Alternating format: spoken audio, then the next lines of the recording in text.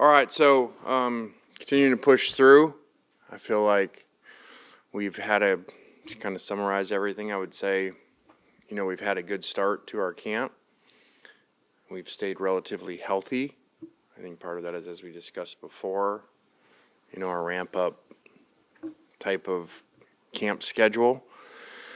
And I thought, to sum up Saturday, I thought the defense played really well. I thought the D line, especially the top guys, played extremely well. We're still shuffling some different ideas around offensive line and some different combinations.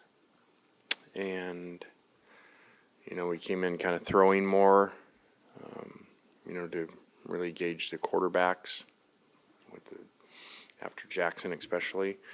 So I think we got some good work done. We have a long ways to go. We still have, probably two significant portal players with injuries that we expect to be significant pieces to the season. So look forward to getting them back fully, hopefully here shortly.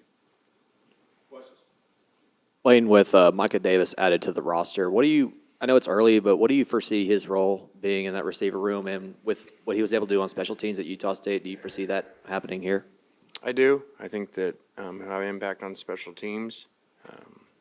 He was out there today already making a number of plays. I think he can play inside and outside as a receiver, unique skill set that way.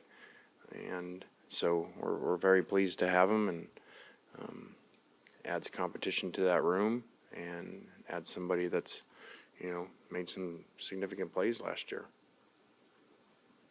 How's the mic'd helmet thing doing? And if you have technical difficulties, what's your contingency plan?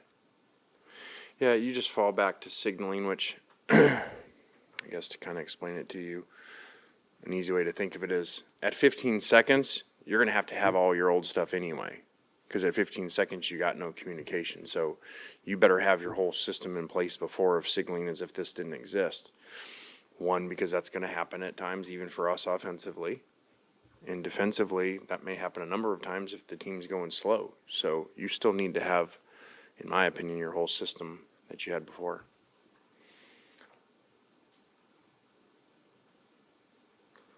Talked about you're still kind of shuffling around defensive line. What did you like, or did you see what you wanted to out of offensive line and whatever y'all were working on Saturday? I think it was up and down. I thought there were some good things. I think that I know we are deeper than we've been at that position, to where, the first and second group can alternate. They can go, and you really don't have a drop off, and you see a lot of competition there and a couple guys that can play multiple spots. So I think that's in a really good place. They didn't play as well as consistent as I would like. Now again, they're going against, like I said, a pretty elite talent defensive line that played really well also Saturday, and that caused issues. And that was the goal of getting all these guys together. And so that maybe we could have one of those few defensive lines around the country that at times can really disrupt the game and take over a game. Lane, this story's a few days old, but we haven't talked to you since then. There was a story that came out recently about coaches or everyone having to report injuries a couple hours before games, that kind of thing. Where do you stand on that? I maybe should be more updated on that as far as where we are as a league. We talked about it, and it looked like it was coming this year, and so I might be a little behind on that. Maybe that's already out there that it is.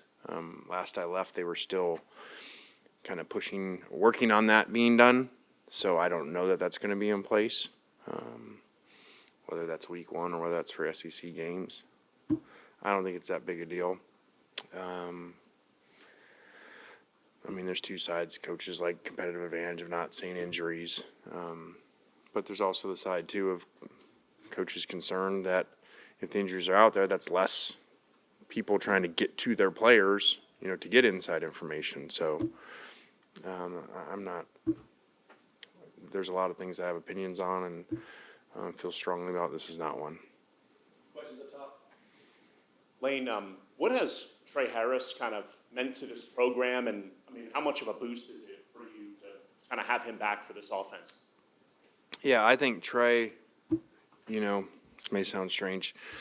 If we were to vote on most improved players right now from last season, I would put Trey Harris in that group, which is saying a lot for, whatever, basically a 1,000-yard receiver and with missing some games. So he's just really had a great mindset all offseason, and he came back. And sometimes guys come back and they're a little comfortable and they're just kind of going through the motions because they, know they're supposed to have this big season. He has really pushed himself out there. The Trey and Trey matchup, is really cool to see because they both are highly motivated, competitive individuals. And so it's really exciting to have him. I think this has a chance to be a really special year for him. And you mentioned, rat poison and whatnot and all the expectations that come with this Ole Miss football program for this season. Another kind of form of that came out this morning when Ole Miss was ranked number 6 in the preseason AP poll. I think it's the highest since 1970. Do you kind of feel like there's more pressure on this program, like, since you've been here? Like, do you think there's the most pressure that there's been on this program since you've been here going into this season? Yeah, I don't know that I necessarily feel that. It's going to sound like coach speak because I think I apply more pressure on myself than any outside source. I really do. So, like you talk about last season, the two things that come to my mind are the 2 losses. I should have done a better job in those. I do get concerned, obviously. I talk extensively about it to players because I think that does come at them nonstop nowadays, because of phones. And so, yeah, that's a big concern of mine, and we talk about it all the time.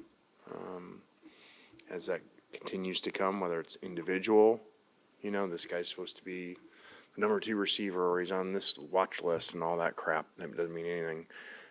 Or another dangerous one is these mock drafts that are usually totally inaccurate.